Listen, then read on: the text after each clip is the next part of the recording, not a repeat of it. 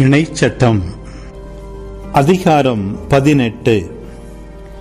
லேவிய குருக்களுக்கும் அனைத்து லேவிய குலத்தாருக்கும் இஸ்ரவேல் மக்களிடையே பங்கும் சொத்துரிமையும் இல்லை. ஆண்டவருக்கென செலுத்தப்படும் எரிபலிகளையும் அவருக்கே உரியவைகளையும் அவர்கள் உண்பார்கள். அவர்கள் சகோதரர்கள் நடுவே அவர்களுக்கு உரிமை சொத்து இல்லாதிருக்கட்டும். ஆண்டவர் அவர்களுக்கு வாக்களித்தபடி அவரே அவர்களின் உரிமை சொத்து. மக்களிடமிருந்து குருக்களுக்கு சேர வேண்டிய உரிமம் ஆவது, பலியிட வருவோர் பலியிடப்படும் ஆடு மாடு இவற்றின் முன்னந்தொடை, தாடைகள், இறைப்பை ஆகியவற்றை குருவுக்கு கொடுக்க வேண்டும். உன் தானியம், திராட்சரசம், எண்ணெய் இவற்றின் முதற் பலனையும் கத்தரித்த ஆட்டு மயிரின் முதற் பங்கையும் அவனுக்கு கொடுக்க வேண்டும். ஏனெனில் அவனும் அவன் புதல்வர்களும் உன் கடவுளாகிய ஆண்டவர் பெயரால் அவர் முன்னிலையில் என்றென்றும் ஊழியம் செய்யும்படி அவர் அவனை உங்களது குலங்கள் அனைத்திலிருந்தும் தேர்ந்து கொண்டார். இஸ்ரவேலில் பரவியுள்ள யாதொரு நகரில் வாழும் ஒரு லேவியன் அங்கிருந்து புறப்பட்டு ஆண்டவர் தேர்ந்து கொள்ளும் இடத்திற்கு விரும்பி வந்தால், அங்கே ஆண்டவரின் முன்னிலையில் ஊழியம் செய்யும் லேவியராகிய தன் சகோதரரை போல அவனும் கடவுளாகிய ஆண்டவர் பெயரால் ஊழியம் செய்வான். அவன் தன் தந்தை வழி சொத்தில் வரவேண்டியதை அனுபவிப்பதுமன்றி தன் ஊழியத்திற்கான பங்கையும் உணவுக்காக பெற்றுக்கொள்ளட்டும். உன் கடவுளாகிய ஆண்டவர் உனக்கு கொடுக்கும் நாட்டுக்குள் போன பின் அந்த வேற்றினத்தாரின் அருவருப்பான செயல்களை கற்றுக்கொள்ளாதே. தன் புதல்வனை அல்லது புதல்வியை தீ மிதிக்கச் செய்கிறவனும், குறி சொல்கிறவனும், நாள் பார்க்கிறவனும், சகுனங்களை நம்புகிறவனும், சூனியக்காரனும், மந்திரவாதியும், ஏவி விடுகிறவனும், மாயவித்தைக்காரனும், இறந்தவர்களிடம் குறி கேட்கிறவனும் உங்களிடையே இருத்தலாகாது. ஏனெனில் இவற்றையெல்லாம் செய்கிறவன் ஆண்டவருக்கு அருவருப்பானவன். இப்படிப்பட்ட அருவருப்பான செயல்களின் நிமித்தம் உன் கடவுளாகிய ஆண்டவர் உன் முன்னிலையில் நின்று அவனை துரத்தி விடுவார். உன் கடவுளாகிய ஆண்டவருக்கு நீ முற்றிலும் உண்மையாயிரு.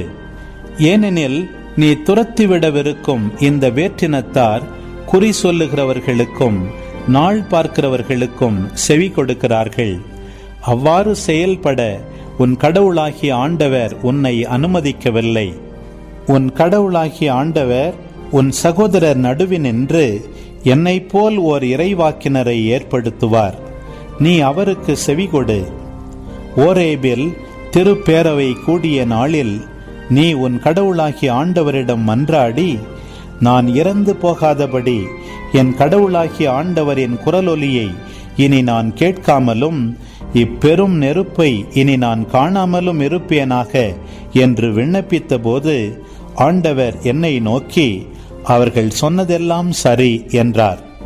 உன்னை போல் ஓர் இறைவாக்கினனை அவர்களுடைய சகோதரர்களினின்று நான் அவர்களுக்காக ஏற்படுத்துவேன். என் வார்த்தைகளை அவனுடைய வாயில் வைப்பேன். நான் கட்டளையிடுவது அனைத்தையும் அவன் அவர்களுக்கு சொல்வான். என் பெயரால் அவன் சொல்லும் என் வார்த்தைகளுக்கு செவி கொடாதவனை நான் வேறறுப்பேன்.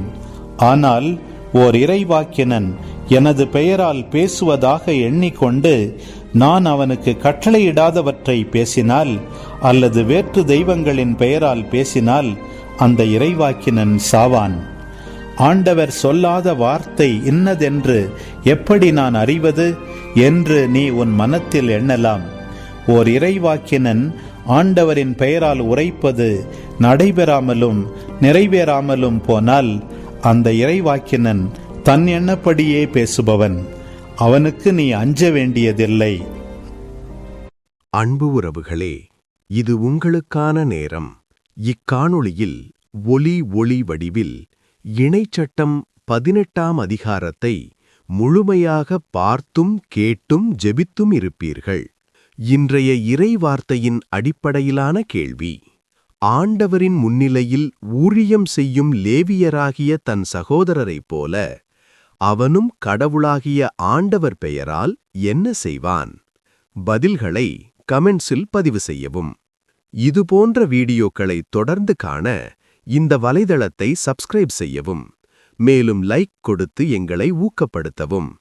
இப்பதிவுகளை மற்றவரோடு பகிர்ந்து ஷேர் செய்து நாளும் திருவிவிலியத்தின் ஒரு அதிகாரத்தை வாசிக்கவும், கேட்கவும், பார்க்கவும் நீங்கள் உதவிடலாம்.